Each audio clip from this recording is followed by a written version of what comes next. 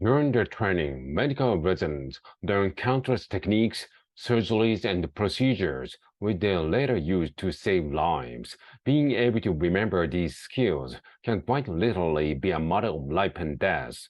With this in mind, a 2006 research study took a class of surgical residents learning to suture arteries and split them into two groups. Each received the same study materials, but one group implemented a small change in how they studied them, and when tested 1 month later, this group performed the surgeries significantly better than the other residents.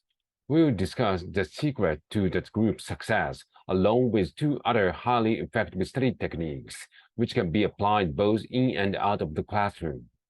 But to understand why these methods work, let's first unpack how the brain learns and stores information. Say you're trying to memorize the anatomy of the heart. When you're introduced to a new concept, the memory is temporarily encoded in groups of neurons in the brain area called hippocampus.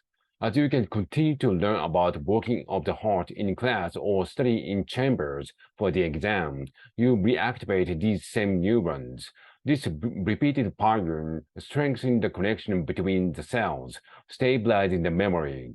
Gradually, the knowledge of the heart anatomy is stored in long term, which involves another brain area known as neocortex.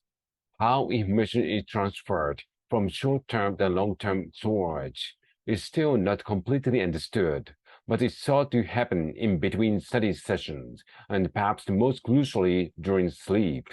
Here, the new knowledge is integrated with other related concepts you already know, such as how to measure heart rate or the anatomy of other organs. And the process doesn't end there.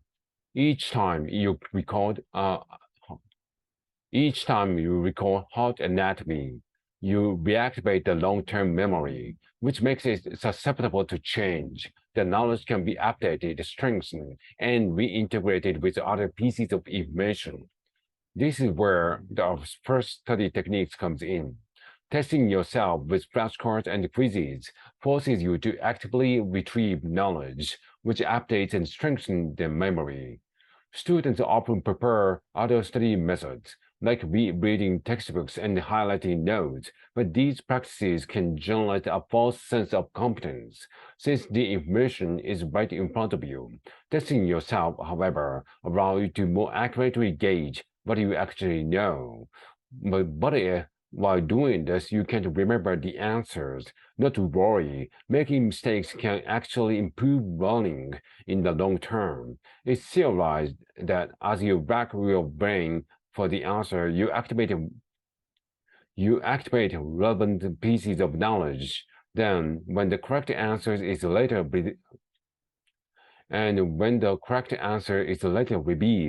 the brain can better integrate this information with what you already know. Our second techniques build on the first. When using flashcards to study, it's best to mix the deck with multiple subjects. Interleaving or mixing the concepts you focus on in a single session can lead to better retention than practicing a single skill or topic at a time. One hypothesis of why this works is that, similar to testing, cycling through different subjects forces your brain to temporarily forget and retrieve information, further strengthening the memory. You may also find connections across the topics and better understand the differences. Now, now that you know how and what to study, our final technique concerns when. Spacing your review across multiple days allows you for rest and sleep between sessions, while offline, the brain is actively at work, storing the integrated knowledge in the neocortex. So while climbing the night before the exam may seem logical, won't the material be fresh in your mind? The information won't stick around for a long term. This brings us back to our medical residents.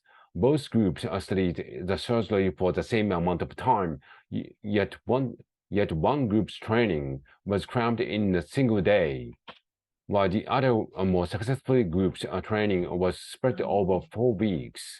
The reason all three of these study techniques work is because the design of the brain in mind. They complement and reinforce the incredible way your brain works. Sorting through and store the abundance of information is fed day after day.